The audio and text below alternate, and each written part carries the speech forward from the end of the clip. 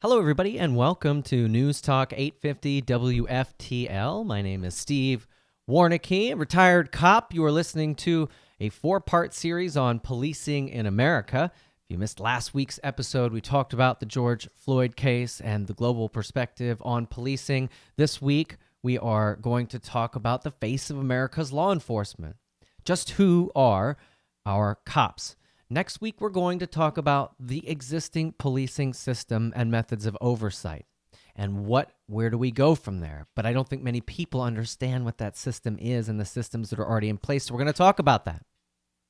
And finally, in part 4, we're going to talk about the job of being a cop, PTSD, cumulative trauma, or what I'm calling law enforcement distress syndrome, and how it's creating a divide between America's police force and the nation. All right, let me tell you a little bit about myself. I'm a retired sergeant, 15 years with the Denver Police Department. I'm an award-winning author and Emmy-winning producer. I speak to police departments. It has been my mission to repair the relationship between police and citizens over the last 5 years. It has been my mission to reduce and eliminate police suicides and increase the quality of life of America's law enforcement. And in doing those things, I published a book, From Boy to Blue, that heals the divide, explains the job of police. You're going to hear some excerpts from that today, some of the stories from that today, so you understand a little better. At my website for free, you can go read about what I'm writing about, law enforcement distress syndrome. You can look at our 1,000 police officer study that I believe corroborates law enforcement distress syndrome and what the job of police officer is like. What it's really like. There's a lack of understanding on everybody's part right now. Everybody is angry and everybody's misunderstanding everybody else. I want to clear it up, or at least try, right? You can find my book, you can find episodes you missed, you can find law enforcement distress syndrome, you can find our research study at stevewarneke.com. Let's begin today's episode, The Face of American Law Enforcement. You're going to hear today about the cops. Who they are, the climate of a police department, the culture. We're going to talk about the inside, give you that inside perspective. We want to discuss moving forward. What does it look like? How do we determine what we're going to do moving forward? How do we come to an understanding about current and proposed reform? So let's get started with the face of America's police. I grew up in Aurora, Colorado. It was a suburb of Denver. It wasn't very diverse when I lived there. I was kind of a quiet kid. I didn't get in fights. At the age of 17, I finally figured out that I was a little bit different from everybody else.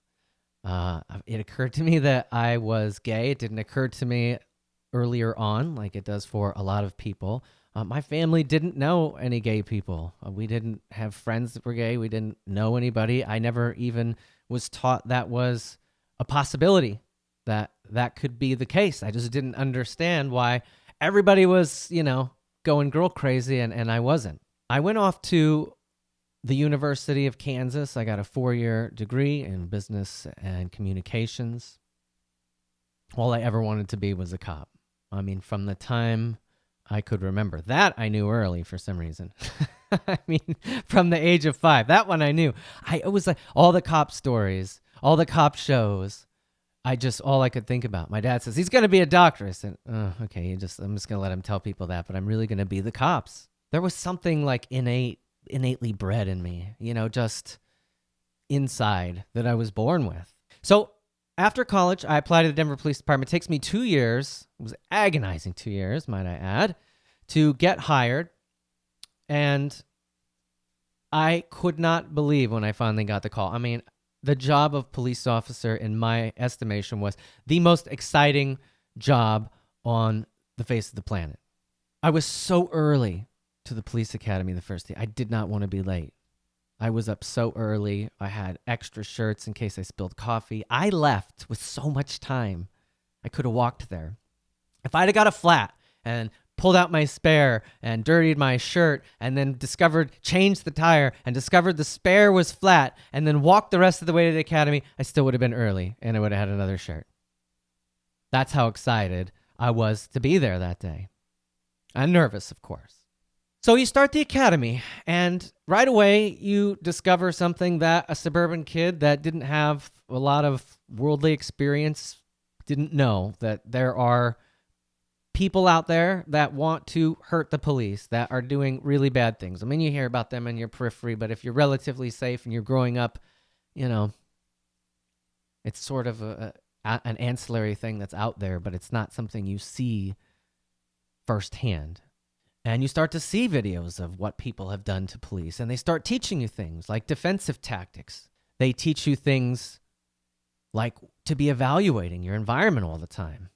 The people, the escape routes, the footing, the weather, what's around you, who's coming, the cars. And it's a mindset that you develop. You're given a wide variety of tools and trained to use them. You hear them, you know them, pepper sprays and batons and tasers and all of that stuff. We'll talk a little bit more about those. And you run through scenarios, like very realistic scenarios. And you might be thinking, well, maybe this is part of the problem, Steve. Maybe this is part of the problem. Maybe the police shouldn't be taught that people are out trying to hurt them, but lots of cops are killed every year. The problem is most everybody is really good here.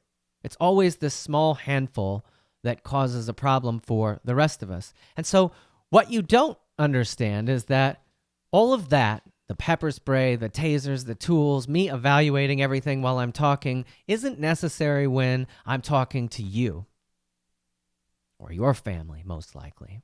But it is when I'm talking to that small segment of the population that's engaged in criminal activity, that wants to hurt people, that's willing to hurt people. And that is the percent we deal with over and over and over again. So it may not be necessary when dealing with you. You may think, why do I have to have my hands out of my pocket when I'm talking to you? That's ridiculous.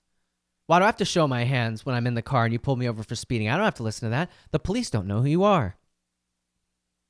It's not necessary when we're talking to you, but tell that to the Denver police officer who was working off duty, threw a man out of a party, who later returned and shot and killed him from behind, shot and wounded another officer. Tell that to an officer who was in an alley making an arrest of a felony suspect when the young kid got a hold of his gun and executed the police officer in the alley. Tell that to the police officer in Denver who was protecting citizens at Jazz in the Park when she was shot in the head.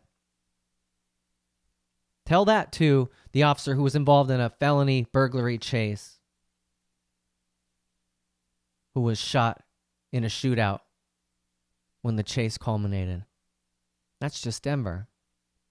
And that's not even that far back. Denver's lost way more officers than that. So I'm in the academy. I want to tell you a story because it's really a shock to start learning these things. I wasn't a karate guy. I wasn't a fighter. I didn't know that, I wasn't like that kind of guy. So start learning defensive tactics and how to go hands-on and arrest people and put handcuffs on and all this was something new for me. And you want to be the police so bad, you don't want to be in a classroom 8 hours a day, and the academy staff tortures you because midway through the academy, we had to wear these light blue shirts, and that's not the uniform of the police. It's a dark blue shirt. They wear dark blue pants, solid, and dark blue shirt. But when you're in the academy, you didn't get a real badge, and you had to wear this light blue shirt. And you look like a gas station attendant, fill her up, So, and the shirts were old. Like, people had been wearing them for years. I mean, they were so thin because they hadn't replaced them, and, it was, frankly, a little disturbing. But they give you your dark blue shirts early on. It was like halfway through the academy. And they said, take them home and have them tailored or whatever and cleaned, and you can't wear them till graduation. Well, I went straight to the dry cleaner, paid the dry cleaner for an hour's service, stood there while the shirts got cleaned, took them home, and I wanted to see it. I wanted to put it on. Went home, put everything on. I still didn't have my badge because I hadn't graduated yet. Put everything on, my belt, the uniform, the boots, the vest was on. Oh my God, okay. And I stood up in the mirror, full-length mirror, stood on top of my dad's circular tub, and so I could see my whole body in the mirror. And I was sheet white. I mean, the color just flushed out of my face. And all of a sudden I thought, what did I just do? What have I done? I'm the cops? And I was excited but terrified. What have I got myself into here? My dad came home. My sister came home. We're sitting at dinner that night. I can't eat. I could not eat a thing. And those that know me know I can eat, like for 3. All right? Couldn't eat a thing. My dad's, what's wrong? Oh, I don't know. Something's wrong. I don't want to talk about it. And then I knew I'm going to be sick. And I ran to the bathroom and vomited. So it was a really big thing to undertake. The realization of the responsibility, of the trust of what I had undertaken was really landing. I managed to keep going. I made it through the academy. I got the badge. And then what's worse is when you're done with the academy, you have to go ride with somebody. They ride next to you for 14 weeks. You switch off through 3 people, and they grade everything you do. They just stand there with a little notepad, and every time you screw up, they write something down, and then if you don't make it past this training, you're out, despite the fact that what you had done. That's the way it was when I went through. So it's the first day. We're sitting in roll call. We finish roll call. My training officer says, go load up the car. So I start to load up the car, and this call comes out. And I'm thinking we're going to let's get logged into the computer, show me where my locker is. You know what I mean? We're going to have a little what I expect of you, what you expect of me conversation. No. Here comes over the radio. We've got a burglary in progress. We've got 3 males booting in the back door of this house. We need cars to go. And my training officer, she says, we're going. And I'm like, we are? And then she says, forget all that stuff. Get in the car. And so she's driving because it's the first day. I didn't think she wanted to put me behind the wheel. I don't blame her. That was a really smart decision. I probably would have crashed into the side of the police building, never made it out of the parking lot. And she turns the siren on, and we're driving down the center of the road and in the wrong side of the road, and we're running red lights. And I'm just which is very terrifying when you're not the one driving, might I add. So if you're doing the driving, it's fine, okay? But when you're not doing the driving, you're like, oh, this person's going to kill me. And I was thinking to myself, what are we doing? Why are we driving towards this? We should be driving away from this. Somebody call the cops, right? Anyway, it turns out we get there. We did everything like we should. We contacted them. They were kicking in the back door. Long story short, it wasn't burglars. It was a construction crew. They were demoing, and they were having some fun. So rather than just unscrew the door, they decided to kick stuff in. Big misunderstanding. Everybody went home. I'd done it. Where's my ticker tape parade? I'm going to retire. I'm a hero. I ran toward the trouble. Well, 15 years later, I got really good at running toward the trouble. So that's what the police do. You're listening to the Steve Warneke Show at News Talk 850 WFTL. This is an ongoing 4-part series on policing in America. This is episode 2, The Face of America's Police Officers. You can find more from me in past episodes at www.stevewarneke.com. I want to talk to you about the personality of the cops now, the culture inside of a police department. Cops are hard on each other. They are very hard on each other. It was explained to me by an old-timer when I started. Do you know why we're hard on you? Why? Because if you can't take it in here, you can't take it out on the streets. Can you imagine standing in a line facing protesters for 12 hours a day for several days on end while they spit at you and throw urine and throw bottles and throw rocks and flip you off and try to goat you and try to get you angry and call you names? Can you imagine that for 12 hours a day, multiple days in a row? We got to toughen you up. We don't want you to lose it. You got to be able to take it. You got to have thick skin. You got to take it over and over because what we give you is nothing compared to what you're going to get out there, and we're protecting you. It's probably a very good lesson to be learning. Cops have a tremendously dark sense of humor. You have to. I mean, there's a lot of people that have dark sense of humor, right? There's even comics that aren't cops that have dark sense. Some people just have it, but cops have a dark sense of humor. That's what happens when you see people blow their heads off, hang themselves, shoot themselves in the head, beat their wives, stab each other, rob each other, burglarize, steal everybody. That's what happens. You get a dark sense of humor. It's a method of coping. Some of the things cops laugh at, people think, how could the cop possibly laugh at that? Because they've seen a lot of stuff, and that's how you cope with it. That's how you get through it, you know? A lot of cops are gruff. Not all of them, right? Cops are known for being gruff sometimes. Why? Because people are hard on them. Everybody you see is in crisis. They're not calling you because things are rosy. They're calling you because there's a problem. And the other half of the people don't want you there. Even half the time, the people that called you don't want you there. You park somewhere, you get out. People comment about your park job. Oh, it must be nice and park where. It's not a thing. I'm not making excuses. I'm just saying over time, the job makes people gruff. So that's kind of who police are, the culture inside. Now, let me tell you something. I've had jobs, worked at all over the place. I DJ'd weddings. I worked at a skating rink. I waited tables. I DJ'd at college for parties. I worked at a radio station. You know where the most diverse place I ever worked was? The police department. The police department, by far. There were every race, different genders, every age, every religion. I mean, you talk about a melting pot. Police departments seek to employ a force that represents the society in which it polices. And it is a diverse place. There's transsexuals, there's gay people, there's bi people, there's Muslim people, Christian people, Catholic people, atheists, black, white, Hispanic, Asian, whatever. They're all there.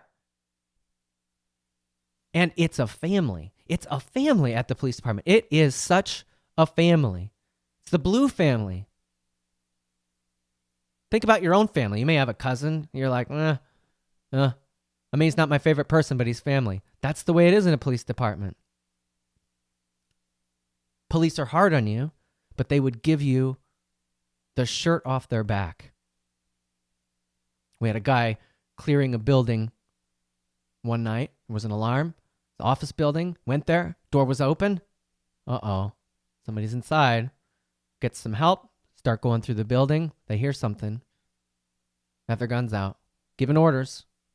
Come out with your hands up. Come out. All of a sudden, something leaps at him. Fires the weapon. You fire a weapon in the pitch black. You can't see anything. The muzzle flash is so bright. You can't see anything afterwards. Did I get him? Did I kill him? What happened? Is he dead? What happened? Am I dead? Checking yourself for bullets? I'm breathing. Okay. What happened? Oh, you just shot at a cat. Good one. And people think, oh yeah, see, listen, that guy we had to call homicide out. Police discharged his weapon. Oh, the cat wasn't hurt. Nobody was hurt. Couldn't we just write a letter and say, hey, we shot your desk or your computer or whatever it was? Nope. Homicide comes out, processes the scene like a homicide, takes his gun. It's okay. That's the system, right? You're going to face some penalty for that. Poor guy's embarrassed, comes back to the station. And in that time, well, it took a few hours, but in that time, everybody went out and bought stuffed cats and drew X's over their eyes, cut holes in them, stuff them in his mailbox, put them on his car, or hard on him. But, they would have also given him the shirt off their back. They were there for him when he needed him. Hey, man, it's going to be all right. You're still okay. We still love you. You're still one of us. That's how the police handle it. That's inside the police department. They're inclusive. They're giving. They're caring. And just as in life, there's different types of police officers. There's people that are good communicators that aren't very physical. Like me, I majored in communication. I've been in therapy since I was 5 because my mom put me there when they got divorced. I'm a talker. I can talk about feelings. I can communicate. I'm good at that. That's why I went to the hostage negotiation school and became one of the supervisors that was called out for hostage things, because that's a place where I'm good at. I'm not as good at the physical thing. And you have cops that are better at the physical thing, and they're not as good at talkers. Just like in life, I mean, that goes across all walks of life, across all people. And what you try to do at a police department, and I think they were fairly successful, is give the people who aren't as good at communicators some help coming toward the middle and learning some more skills for the toolbox, and giving the people who aren't as physical some skills to move forward toward the middle, so you have more skills in your toolbox. Now, you may not ever be as good. I'll never be as good as Chuck Norris or anybody, I'm not Arnold Schwarzenegger, right? Get out of here! I'm never going to be beating up 15 people. May talk my way out of it, but you're bringing them to the center, right? But here's an idea. You need both of those types of police officers, and there's plenty of places in a police department for them. I mean, when your kid's school is being shot up, you want the people that are good physically. You want the tough ones. You want the black belts. You want the ninjas, whatever, right? The marksmen. You want them going to that school, right? You've got a special needs kid and he's having an episode. You want a communicator. And generally speaking, people, in my experience, in every job, right, you kind of go toward where your strengths are. So if you're the physical guy, you go in a place like the SWAT team where you're able to utilize the skills that, God's given you, right? When you're a talker, you utilize that, but you're naturally drawn to those things. But both types are good. But in police work, and this is something America, I don't think, understands very well, that the police do, there comes a time when talk is done. There comes a time when force is necessary. And violence, no matter what clip you record it on and who you show it to, never looks good. It doesn't. It doesn't look good. People are like, oh, man, violence doesn't look good. But there comes a time in many situations where the time for talk is done. Now, sometimes it's faster than others, right? You look at a school shooting. We're not going to go, hey, come sit down at the table and talk with me about this. What's going on? Time is for action. People are being hurt. But even something stupid like a traffic stop for speeding or a protester that won't leave the streets, how many times are you going to ask? Get out of the car, or do this or do that, or get back, or get off the street. How many times are you going to ask? I think America, they see the force part and they go, well, you should have asked. They did ask. They've been asking. You don't start off with force unless people are being hurt or killed. So how many times are you going to ask? 10, 20, 30, 40? What's the rule? I've seen protest crowds be ordered 20, 30, 40 times on a loudspeaker to leave. How many times are we going to ask? Eventually, in some instances, you have to make what you want happen for those people that refuse to comply. That's it.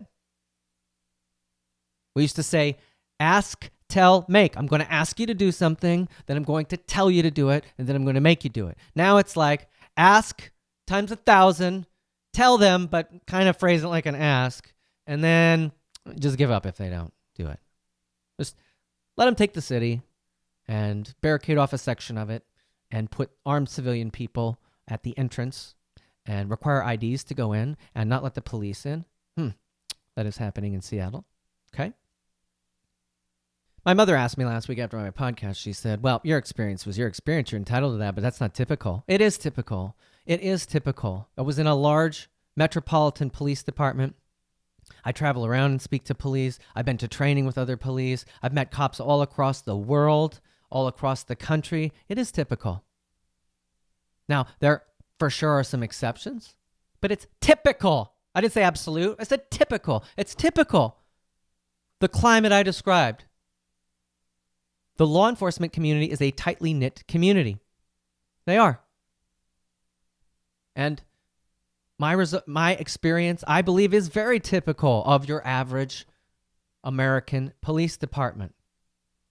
So last week we talked about the broad brush, painting all of the cops with the Derek Chauvin brush. You're all racist. We want to hurt you. We're not going to listen to you. We want you defunded. Go away.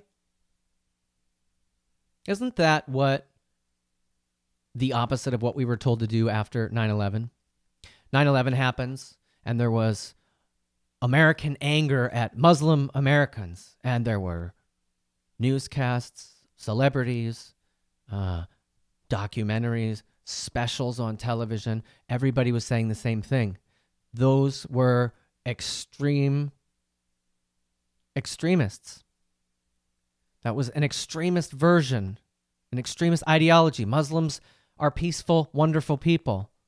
Don't judge all the Muslims like that. That's just a small section of them here. And we saw portraits and of people that were Muslim, peaceful, loving, faithful people. Why are we not doing that now? Why are we, as a nation, believing that all of the police officers are just like Derek Chauvin? That all of the police officers in America would kneel on somebody's neck because of their race until the life goes out of them, because that's who they are. Let's hear from some of America's police officers right now. I'm going to play a clip from, you saw it on Facebook, online. They put this statement out. This is Mike O'Meara, the president of the New York Police Benevolent Association. Let's listen to what he has to say. This isn't stained by someone in Minneapolis. It's still got a shine on it.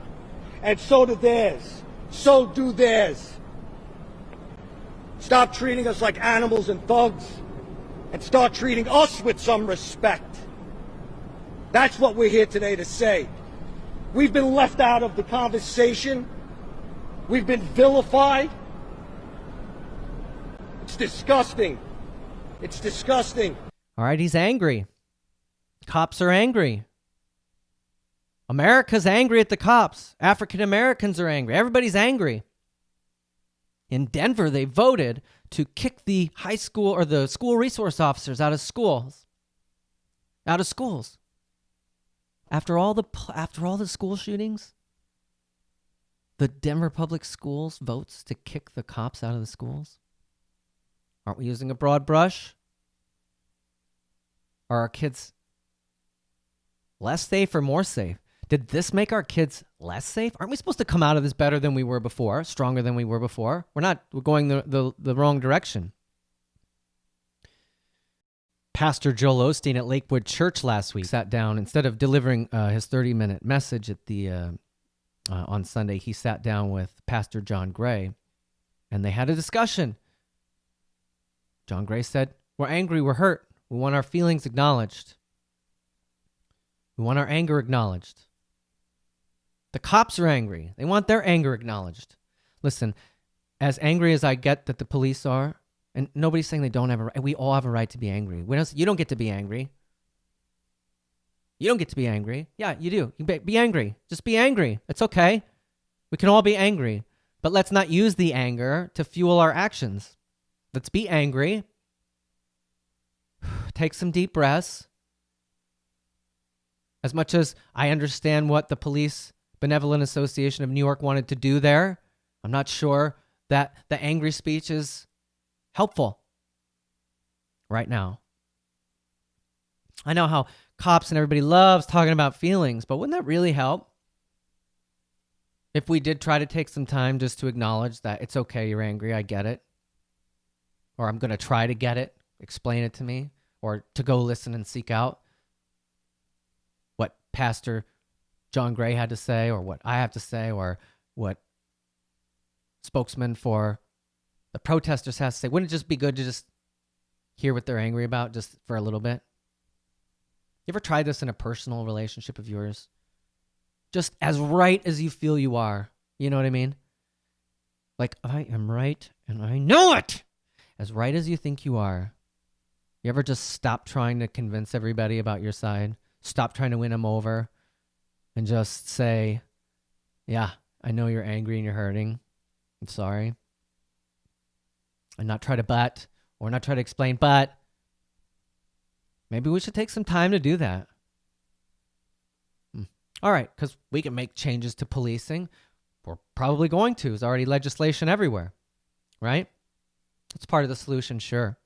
But just like when you're training, you can have somebody goes to the gym 3 hours a day and they're physically fit, but you have to take care of your mind also. Because if you're not mentally healthy, it's a whole package. So it's the same thing.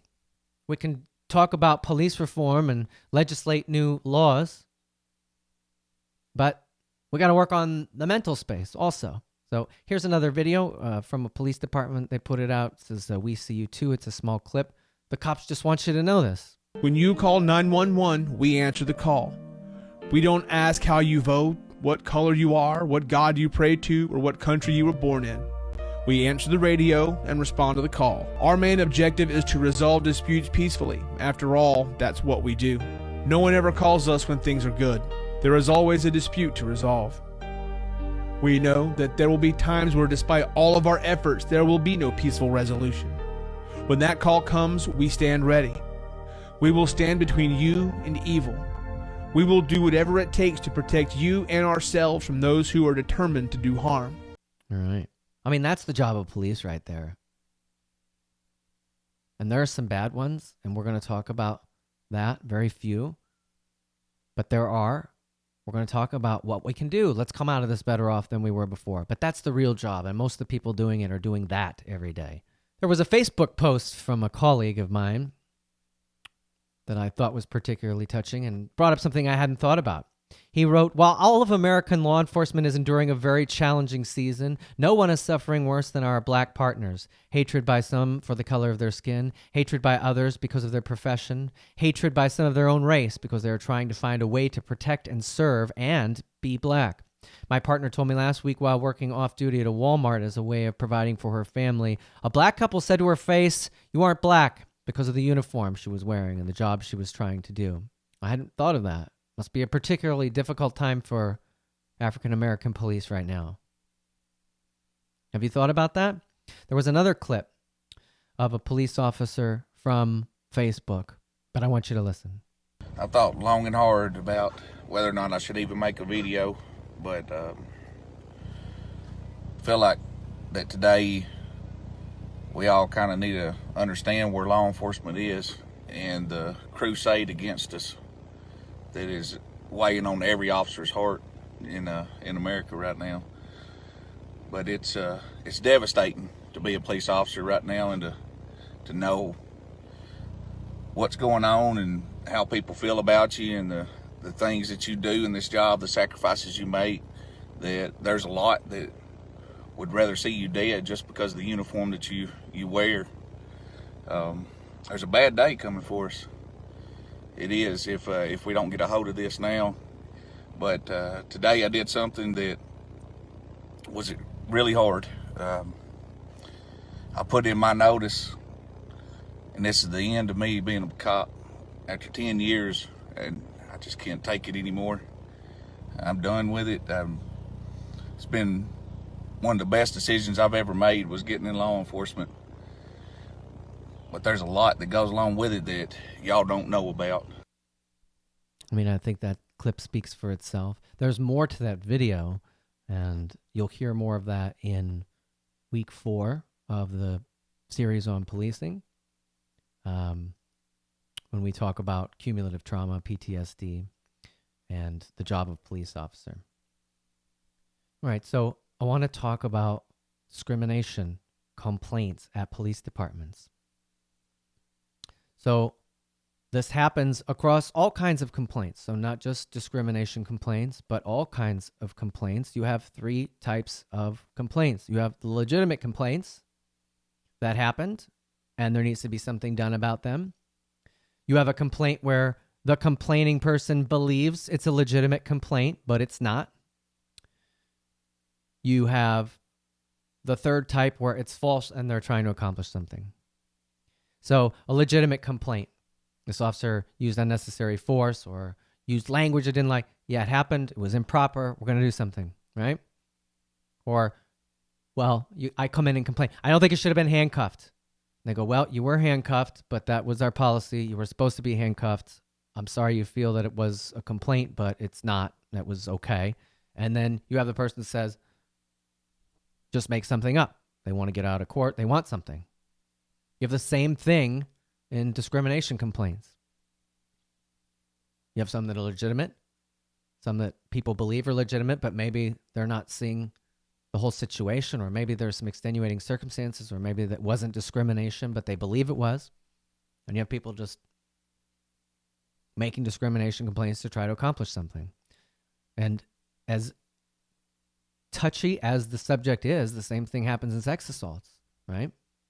I've investigated sex assaults. I've had sex assaults come in Internal Affairs Bureau that we've investigated. Sex assaults are legitimate. We've had people come in and say, I think it was a sex assault, but they had sex with the person even though they didn't want to, but they never told them no. They didn't try to stop them. They just didn't want to do it. They did it anyway. And they're upset about it. Or you have people that just flat out lie about it. It always does a discredit to the legitimate people when people are saying falsehoods or trying to get something. But in any case, you're trying to get to the bottom of that. Where does this complaint lie? So when there's a discrimination complaint at a police department, it's taken very seriously. They call in big bodies with lots of power, like the equal opportunity people in Denver. Like it's a civilian board that comes in, takes over the investigation. All the interviews were starting to, now it's done on camera. It's serious stuff. They take it very seriously. Why? Because they're trying to make sure this doesn't happen. So what's the system at the police department where you live? Do you know? Police chiefs. Let's tell people, why don't you put something out and say, this is our system. This person looks at it. This is what we do. This is above and beyond what we would normally do. This is the system. How do you want to make it better? Don't defund the police. This is what we're doing. I don't know what anybody's doing. I know what we did at the Denver Police Department might have changed. I've been gone 5 years. What are we doing? What's the policy?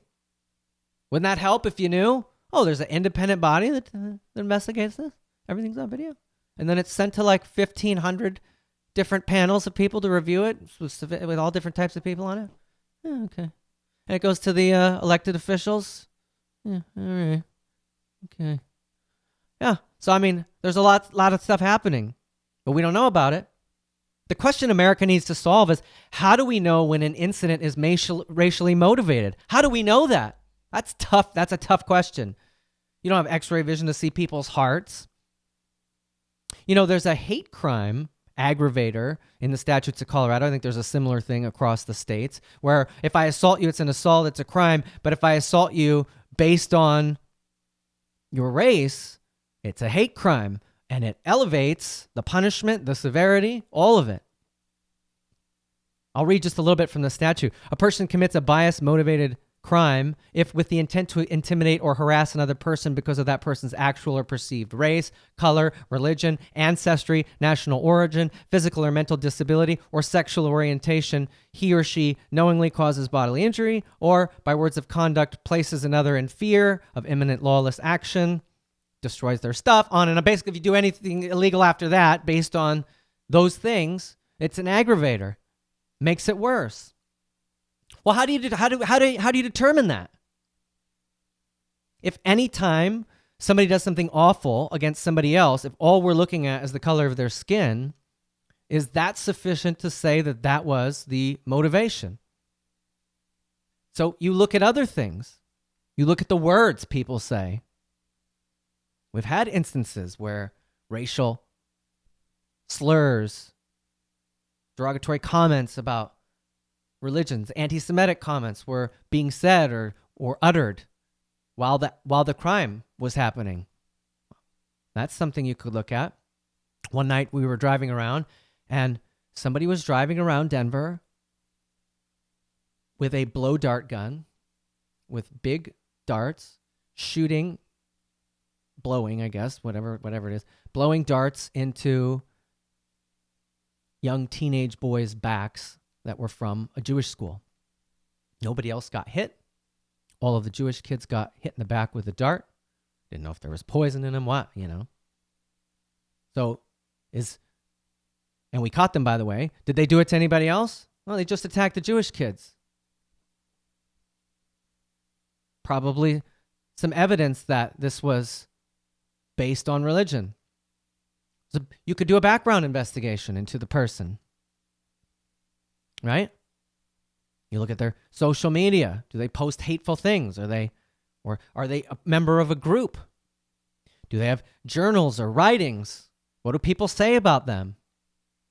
We do character witnesses in court. Tell us about this guy. It's part of the investigation. This takes some time. Is that how we want to determine whether or not a police officer's action? Do we need something else? Right? And now we look at unnecessary use of force, which was present in the George Floyd case.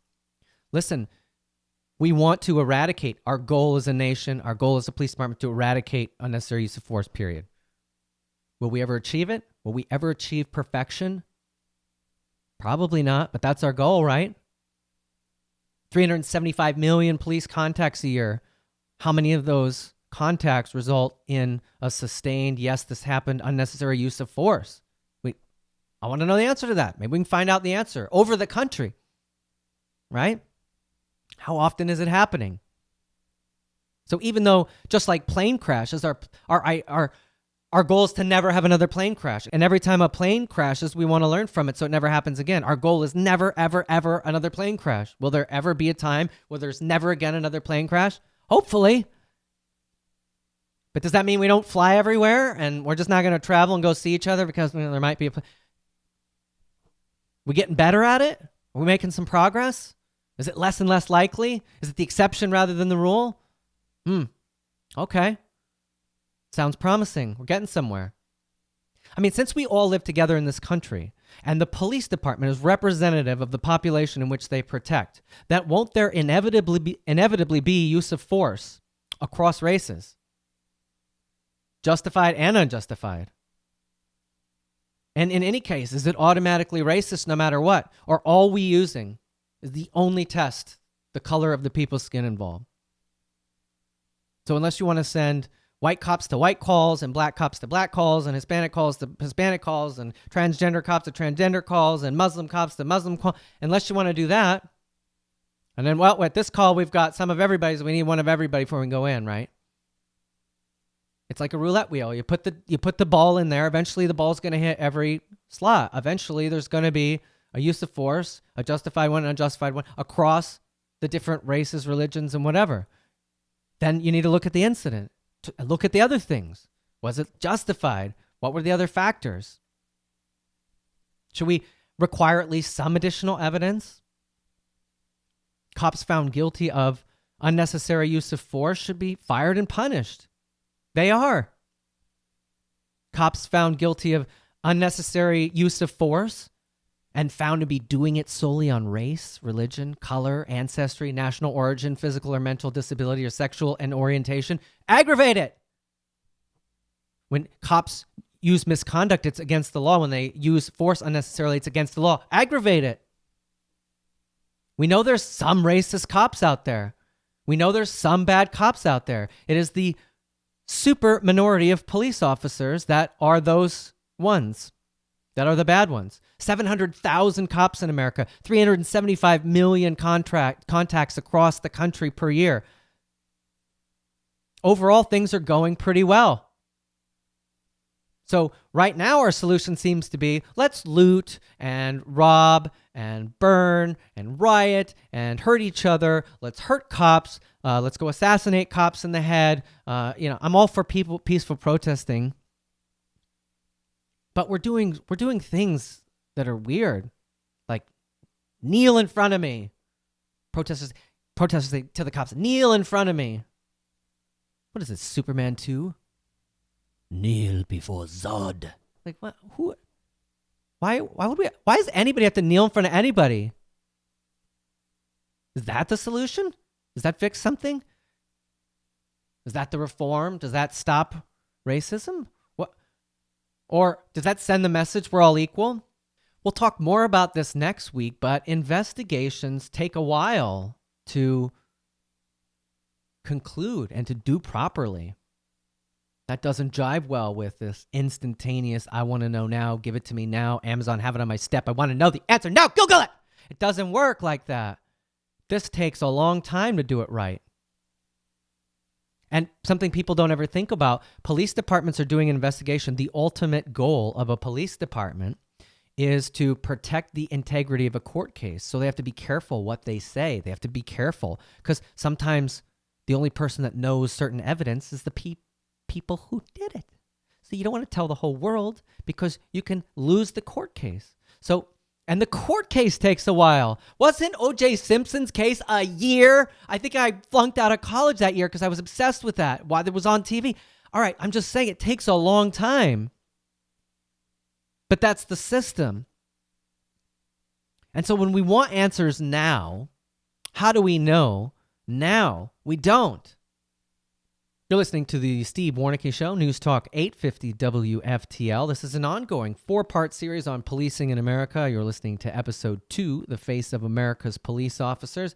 You can find more about me, from me, and prior episodes if you missed them at stevewarneke.com. That's WARNEKE.com. So what do we need? We need a good system, not a perfect one. We strive for perfection, but we need a good system. We need to all agree up front what the system is, what the process is. And then, as a word you're hearing all of the time now, transparency, transparency, transparency. It has to be transparent. And you would be so surprised at how transparent the system already is. You just don't know it. Why? Because by the time it's transparent, the investigation's done, the court case is done. Nobody cares anymore. We're going to talk about the transparency that exists next week on that episode. Don't want to miss that. All right, so back to this system. We need a good system. Who's going to investigate this? Are we going to appoint a new body? It sounds like there's some talk about that. How do we avoid that new body being political? How are we going to avoid activists trying to get positions on this bodies to push an agenda? Are we going to have a new national independent oversight committee? Is the FBI going to handle this? Federal agents, maybe? I don't know. Let's talk about it. What's the system look like? People are proposing all kinds of crazy things right now. Colorado's like, let's just slap some legislation together, sign it, get it out there. Have the cops just have to turn their body cameras on all the time, doesn't matter what they're doing. And they have to release the footage within 14 days. So when you've been raped and the police are asking you what happened and you're talking about the intimate details of your sexual assault, that will be available for the public to watch 14 days later. That's what you want. There's no private moments anymore, and it's open to the public. You see, it's not an issue of absolutism, right? You can't be totally transparent and protect the rights of citizens and victims. That's not the solution. Sign it. Somebody sign it. Give me a pen. We did something. There, we did it. We did it. Okay. And then later they're going to be like, well, this isn't good. This lady's talking about, maybe we should rewrite that. Can we think about this? Shouldn't everybody be entitled to due process, even the cops, and a fair investigation? I mean, don't we owe that to everybody? Isn't that one of the founding principles of America? Due process? Due process isn't a Google search. It's not instantaneous. Due process takes time. There's a reason for that. The justice system takes away liberties from people, our very freedoms. It has to be slow and methodical. It's going to take some time. We have to understand we've been spoiled by Google. What does this mean? What's that mean? I need a recipe for chicken. What'd you have to do? You had to call your grandma for a recipe for chicken, you know? Or go to the library and check out a cookbook. I mean, you can have all this stuff at your fingertips. We're not going to be able to have this at our fingertips. I think one of the things we got to discuss as a country is there are certain things we're not going to... We want a vaccine. Where's this vaccine? How come it's not here yet for COVID? Yeah, it takes time. I wish we could just punch it into Google and spit out the formula. We can't. We're never going to get everything we want instantaneously. We've forgotten that. Defunding the police. Extremist examples. What? Well, we're not going to have the police. We're going to have rapid response social workers. That sounds like what the police do. Rapid response social workers. So let's just call them something nicer. Maybe we'll take away their guns. Listen, the more tools you take away from the police, the more people are going to get hurt. You have to train the police how to use them, when to use them. Like a taser. Originally, when we got tasers, somebody ran from you, you could tase them. Then they're like, people died. They were on cocaine. They had drugs in their system. The tasing, the fighting caused cardiac arrest, and they go, you know what? It has to be escalated more. They have to be about ready to assault you or somebody else before you can use a taser. We're learning. Taser was new. They go, it's electric. You just shock them when they get up. Nobody gets hurt. It's great. No. Okay, there's the other side of the coin. So now we got to... It's evolving. When you use these tools, don't just take them away. With the tools, you don't have to go hands-on. People get less hurt. Cops get less hurt. They're important. Don't just take the tools away. Teach people how to use them. Teach people when to use them, and hold them accountable when they don't do it properly.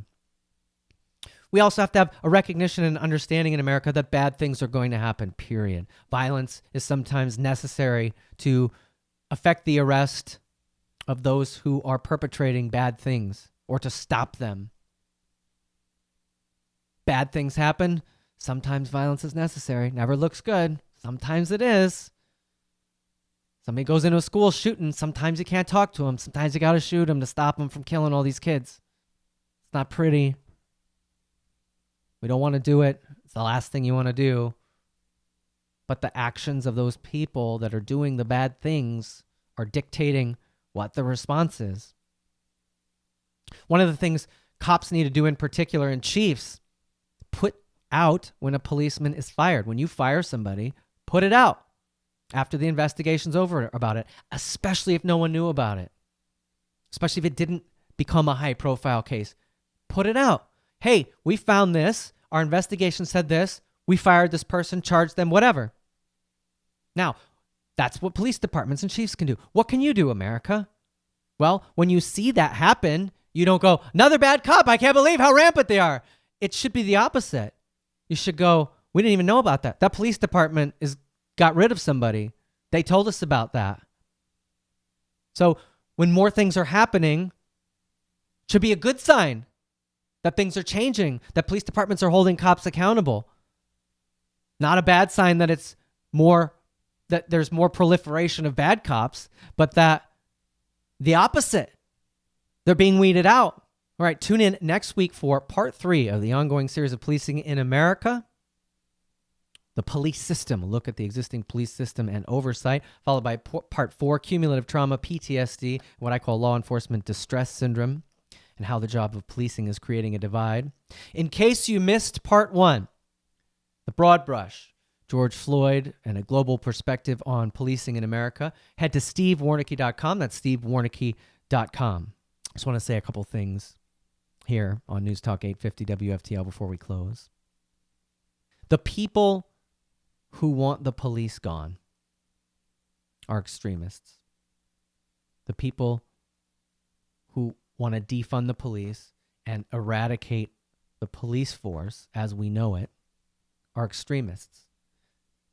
And I think it's evident that their intent isn't a better America. It's to overthrow the rule of law in America. They have other ideas. They have other agendas. Look at what's happened in Seattle. When I was in Hong Kong last year, the protesters took over a university, put up barricades, and weren't allowing the police in. And I thought, wow, can you imagine that happening in America? No, I couldn't, but it can now. Have you looked at Seattle? Fencing around a district. I saw a picture of a citizen armed with a rifle standing at the gate. They say IDs are being checked. No police are allowed inside. Inside, don't worry about it. They're just watching movies and they're dancing. And it says, this is not America when you enter. And we have let that happen. And if we take it back, there's a possibility that we might not just be able to roll up in police cars and go, everybody go home now, and they do. There's a possibility that force might have to be used in order to take it back. And the narrative's going to be, look at them tear gas these protesters. Look at them. Here they go. Violent police again. Or do we want our streets back? I think the overwhelming majority of us know the answer to that. Thanks for listening, everybody. I appreciate your time. We'll see you next week, Saturday, 10 a.m. News Talk 850 WFTL. I'm Steve Warneke. In the meantime, see you over at stevewarneke.com. Have a good week. God bless you. See you later.